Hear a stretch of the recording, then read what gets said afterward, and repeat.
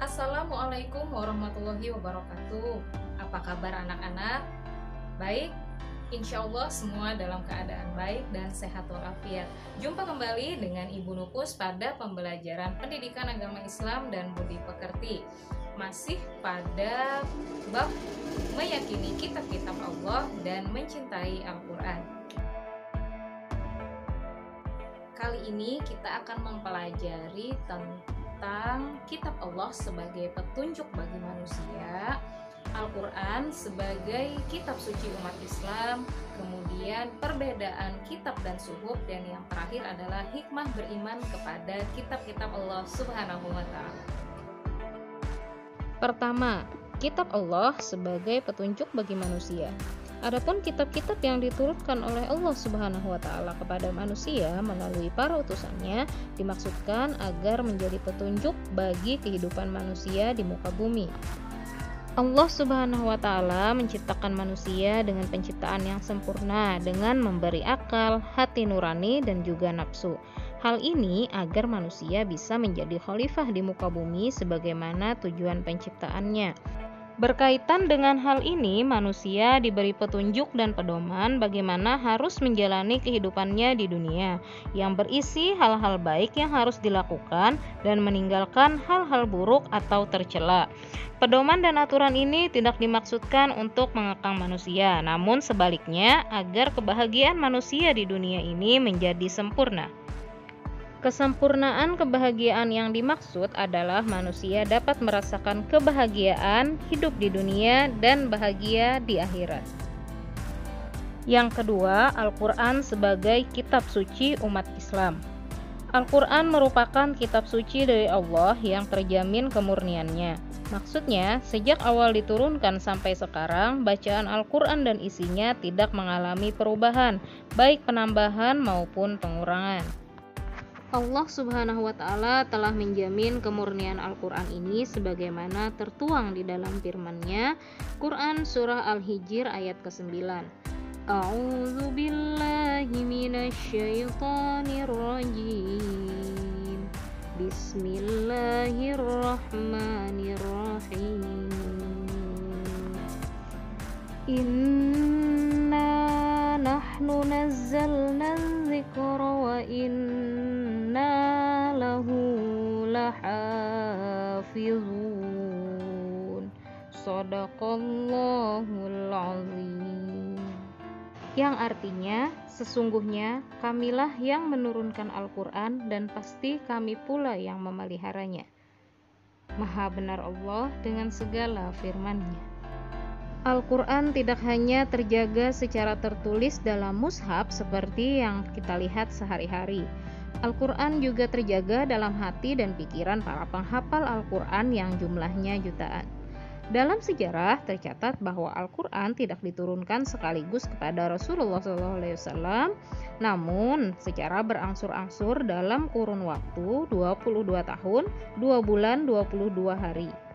Sebagai umat Islam, kita harus mencintai Al-Quran dan bertekad untuk menjaga serta mengamalkan isinya agar hidup kita menjadi terarah dan selamat sampai tujuan hidup yang sebenarnya, yakni bahagia dunia dan akhirat. Yang ketiga, perbedaan kitab dan suhuf. Wahyu-wahyu Allah yang diterima oleh para rasul dalam perkembangannya ada yang dibukukan berbentuk kitab dan ada yang tidak dibukukan atau berbentuk suhuf, yaitu lembaran-lembaran yang terpisah.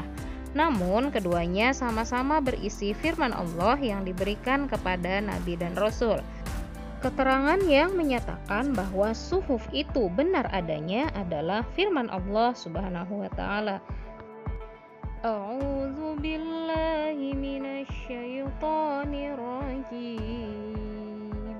Bismillahirrahmanirrahim.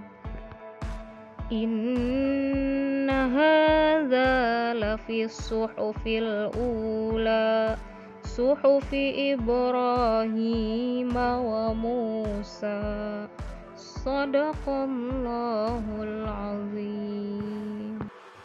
Sesungguhnya Ini terdapat dalam kitab-kitab yang terdahulu, yaitu kitab-kitab Ibrahim dan Musa. Al-Quran Surah Al-A'la ayat 18 dan 19. Secara rinci, para nabi dan rasul yang menerima suhuf dari Allah Subhanahu wa taala adalah Nabi Ibrahim sebanyak 10 suhuf dan Nabi Musa sebanyak 10 suhuf. Kitab dan suhuf mempunyai persamaan dan juga perbedaan.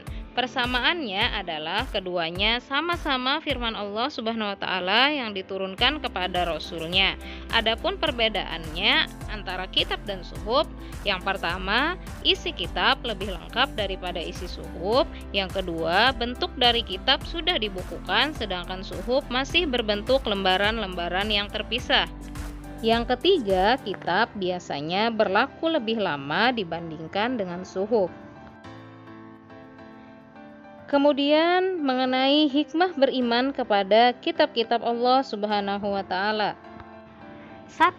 Memberikan petunjuk kepada manusia mana yang benar dan mana yang salah. 2. Pedoman agar manusia tidak berselisih dalam menentukan kebenaran. 3. Memberikan informasi sejarah kehidupan orang-orang terdahulu. Hal ini bisa menjadi pelajaran hidup yang berharga bagi umat manusia saat ini. 4. Manusia dapat mengetahui betapa besarnya perhatian dan kasih sayang Allah Subhanahu wa taala kepada para hamba dan makhluknya. 5.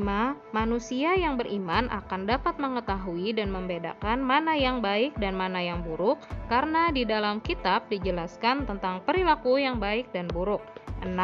Mensyukuri segala anugerah dan nikmat Allah Subhanahu wa taala, termasuk pemberian petunjuk yang benar melalui kitab-kitabnya. 7. Hati manusia menjadi lebih tentram dan menambah ilmu pengetahuan. 8. Memiliki sikap toleransi yang tinggi karena kitab-kitab Allah Subhanahu wa taala memberikan penjelasan tentang penanaman sikap toleransi, saling menghormati dan menghargai orang lain bahkan pemeluk agama lain. 9. Meningkatkan kesabaran dalam menerima cobaan, ujian, dan musibah yang menimpa pada dirinya. Nah, demikian tadi penjelasan tentang materi pembelajaran kita pada hari ini. Semoga kita dapat mencintai Al-Quran dan mengamalkannya dalam kehidupan sehari-hari.